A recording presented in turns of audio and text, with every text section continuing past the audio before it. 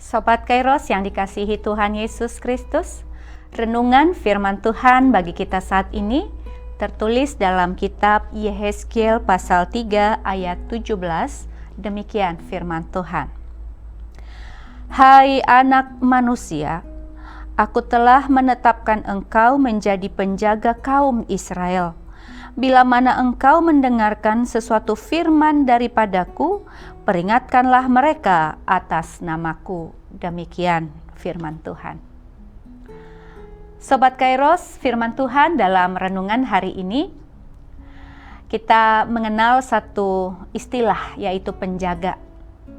Penjaga yang dimaksud di sini bukan penjaga yang sekedar duduk di pos atau sekedar menunggu ada orang yang lewat, tetapi penjaga yang berdiri di tempat yang tinggi, berdiri di tembok atau menara, agar bisa melihat lebih jauh dan lebih cepat daripada orang lain. Dalam kota-kota Israel kuno, peran penjaga ini penting. Misalnya kalau ada ancaman datang, penjaga yang pertama sekali tahu. Dan dari kesiapan penjaga, orang banyak bisa selamat atau bahkan sebaliknya bisa celaka. Kalau penjaga itu memilih diam dan tidak melaksanakan tugasnya dengan baik. Tugas penjaga adalah berjaga-jaga dan memperingatkan penduduk kota tentang ancaman yang akan datang. Kata Ibrani yang digunakan untuk penjaga adalah sapah, yang diterjemahkan sebagai penjaga atau bisa juga diartikan sebagai orang yang mengintai, orang yang memata-matai, atau orang yang mengawasi. Penjaga ini tugasnya adalah mengintai serta berjaga-jaga sekiranya ada teman maupun musuh yang mendekat. Pada masa Israel, penjaga diperlukan untuk mengawasi ladang serta menjaga kebun anggur selama musim panen. Tidak mudah menjadi seorang penjaga, sebab penjaga bukan hanya berbicara tentang aktivitas atau berbicara tentang pekerjaan semata, tetapi unsur yang terbesar terkandung di dalamnya adalah sebuah tanggung jawab yang besar. Dengan pekerjaan menjaga penuh tanggung jawab, maka akan melahirkan penjaga-penjaga yang hebat, penjaga-penjaga yang berkualitas, penjaga-penjaga yang tangguh serta berdedikasi tinggi. Firman Tuhan yang menyapa kita hari ini menetapkan Nabi Yehezkiel sebagai penjaga bagi kaum Israel.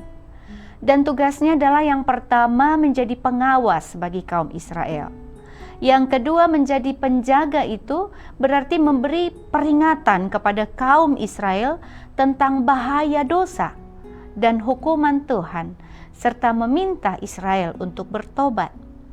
Lalu yang ketiga, penjaga itu juga bertugas sebagai pelayan.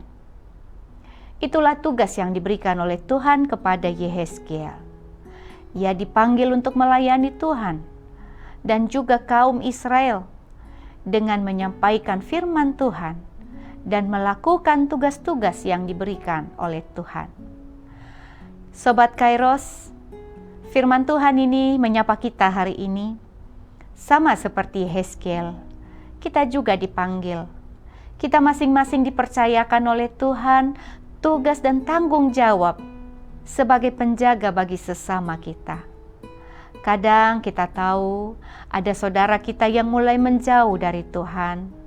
Kita melihat hidup saudara kita mulai diatur oleh kebiasaan yang merusak, dan dalam berbagai hal yang membuat saudara kita lebih mengandalkan dirinya, mengandalkan pikirannya, mengandalkan hartanya dibandingkan mengandalkan Tuhan.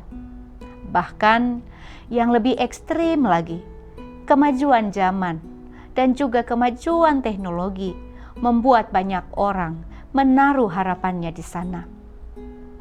Sobat Kairos yang dikasihi Tuhan Yesus, di sanalah kita dipanggil supaya kita menjadi penjaga bagi sesama kita. Penjaga dalam bentuk yang berbeda. Tuhan mempercayakan panggilan ini kepada kita dimanapun kita berada, baik kita di rumah, baik kita di persekutuan, di pelayanan, di lingkungan kerja, bahkan dalam hidup keseharian kita. Tuhan menempatkan kita untuk saling menjaga.